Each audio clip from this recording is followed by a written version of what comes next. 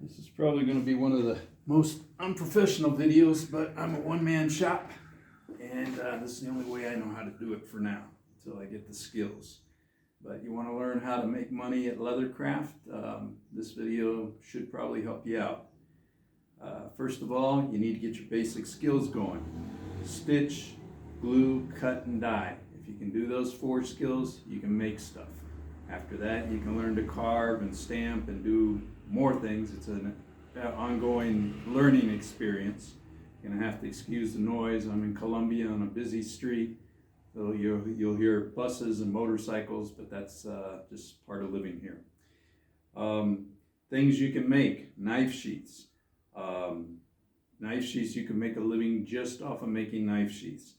And I made knife sheaths for makers. I looked up knife makers, or they looked me up. I did knife sheaths for Fiddleback Forge, Fletcher Knives, Vince McDowell.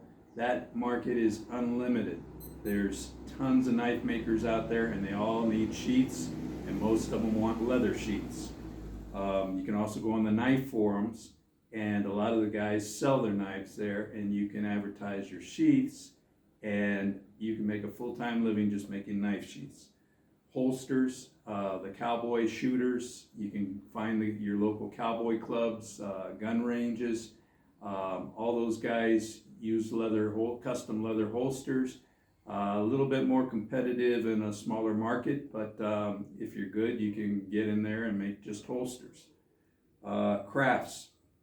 If you're going to make crafts, say belts, wallets, purses, that kind of stuff, you can sell at fairs. The powwows, I used to do a few of the powwows, selling leather goods, and you can do pretty good. Sometimes you can go on a weekend and make $1,000, $2,000, and then you can go to a show and just barely cover your costs, so it's kind of a crapshoot.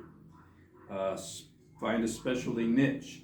I had a customer that got into leathercraft, and I don't know where he found it, but he started making the WWW wrestling organization. He started copying their championship belts, and they have a crazy fan base, and people were paying ridiculous amounts of money to have the same championship belt that Hulk Hogan had, and he made a business just doing those belts.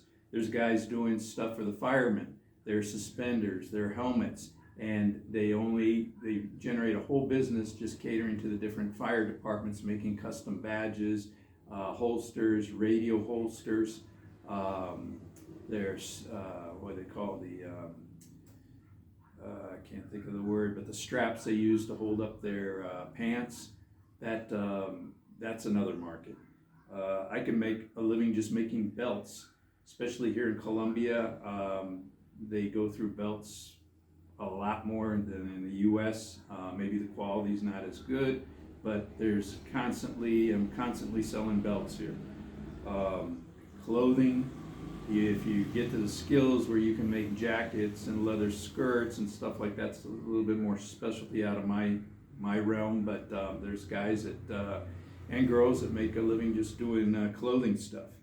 Horse tack. Now that's what I'm doing here in Columbia. I make saddles, I make the cinches, the bridles, all that stuff that goes with horses. That's unlimited too. And you can do custom stuff with the horse's name. That's unlimited, so long as you're close to horse country. Repair work. If you can repair, you'll never hurt for money. When I started the leather business, I knew I wasn't going to make enough doing the crafts, so I learned shoe repair. And when I opened my shop, I included saddle repair, shoe repair, everything.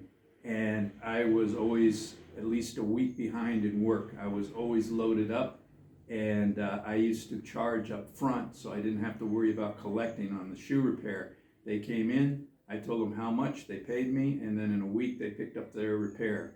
And I had a great cash flow, and I had plenty of business.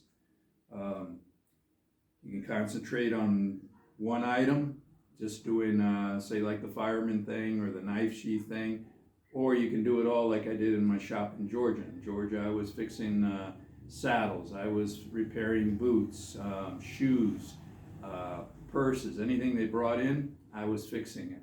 And good thing with the repair business, you learn a lot. You learn if you can take a purse apart and put zippers in and that, you can pretty much do anything in leather business. So it's a good learning experience too.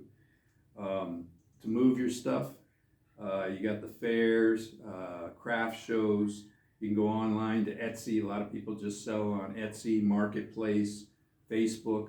Online, there's you can sell your brand. You can create a brand, make a wallet, put your brand on there, and people get to know your brand. And then they look for you. Their friends turn you on to your products, and it grows from there. A lot of the channels on YouTube are guys that have their own brand, make their items, and that's their living.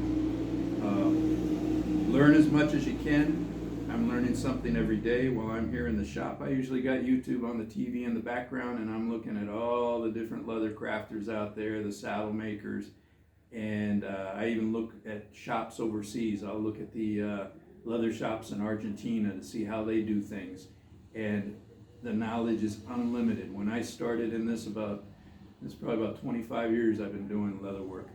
We didn't have YouTube. We had Al Stolman books from Tandy, and finding some old guy that would teach you something, and that was the way you learned. Now I can go on YouTube and I can see anything and everything and learn it just by watching YouTube and practicing. Leather work, you can do it anywhere. I started out in Miami, then I moved to Georgia. Now I'm in Colombia, so I'm in a third world country, and I've got a huge leather shop here. So long as you can get leather, you can find a way to make a living. Here I changed. In Georgia, I was repairing saddles because making saddles is a tough business in the States because of the cost of making a saddle. Here, it's cheaper for me to make a saddle, so I can make saddles and actually make more money making new saddles than repairing, where in the States it was the opposite. I would repair and I didn't make any saddles. So you can adapt to your market depending on where you are. If you're in horse country, you make horse tack. If you're close to a fire station, you make fireman equipment. You just got to find what's